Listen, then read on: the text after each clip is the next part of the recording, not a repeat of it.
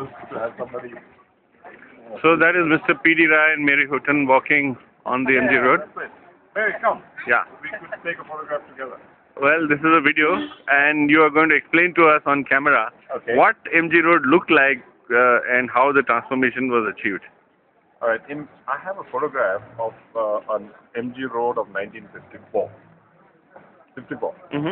And there was not a single car there. And there would be, but it was the main market, it was the main bazaar. And on both sides, people would be hawking their stuff, people coming from the villages and hawking their stuff. And generally, and then there was this Tibet Road, which you see a little further. And the name Tibet Road comes from the fact that all the trade with Tibet would go that way. There was a post office there, which was the second post office in Sikkim, which handled all the ports to Tibet and back.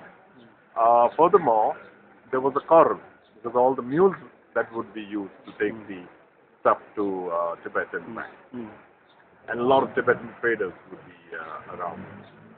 So that was 1954. Now, fast forward that to the year 2000.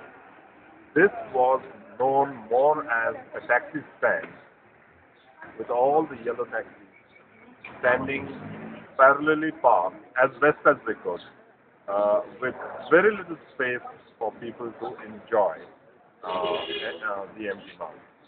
As you also know, that being a mountain state, we have very little flat land. And if you consider the MG Marg as a flattish kind of a place, then this is some of the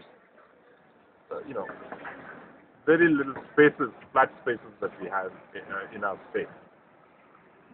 But I think over time, and especially in the year 2000, people who were planning the city got talking and saying, how about getting the cars off the road? How about getting the cars off the road? Because then people could walk around, and because tourism had already kicked in, and there were lots of visitors, and we got a lot of visitor feedback saying, walking in MG Marg is actually impossible. So the question of getting this thing was there. And you won't believe it that within 2004, we had actually got the cars off the road, but only during the evening hours, when the main bulk of the tourists would come in. So the cars were actually first were out of the main market. And then, in the year 2004, the Chief Minister actually visited Europe. And when he saw the pedestrian spaces in Europe, he came back with a single purpose of making this to pedestrianize it and make it also something similar to what Europe has in terms of pedestrian spaces. And there you have it. Then the Urban Development Department came, and then they built this beautiful walkway. So did you face any resistance from traders and others? I think who had shops here? Biggest.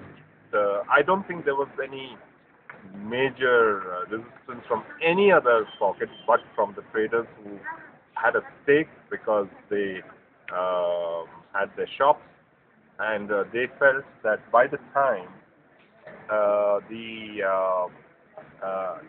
at that time they felt that everybody who shopped would actually come in his car, shop, or her car, shop and get out. But this is something which I think the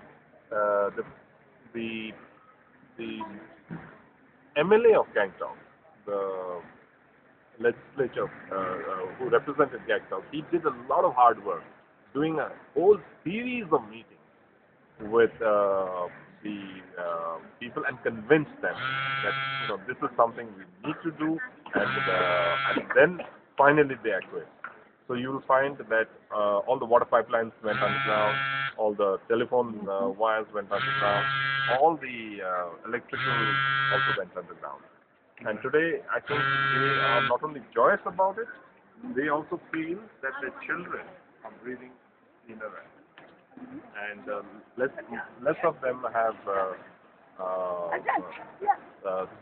less of them